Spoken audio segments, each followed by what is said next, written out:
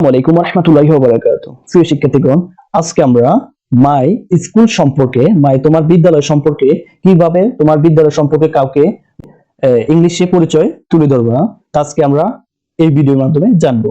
দেখো, প্রথমে আমরা বলতে পারি, আমরা এবার বলবো the name of my school is, তোমার স্কুলের নামটা এখানে উল্লেখ করবা, এবি স্কুল। তারপর দ্বিতীয় সেন্টেন্সে বলবো It is situated in Laksham Police Station of Kumilla District. Comilla জেলায় লাকসাম থানায় অবস্থিত।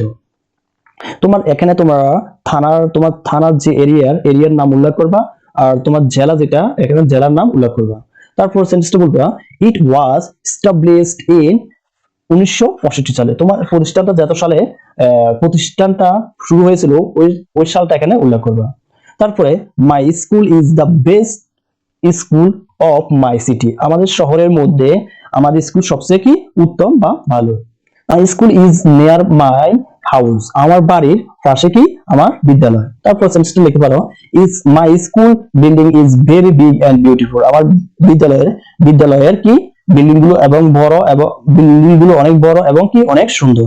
তারপর সেন্টেন্স লিখতে পারো দেয়ার আর 42 রুমস ইন মাই স্কুল। আমার বিদ্যালয়ে 42টি রুম রয়েছে বা কক্ষ রয়েছে।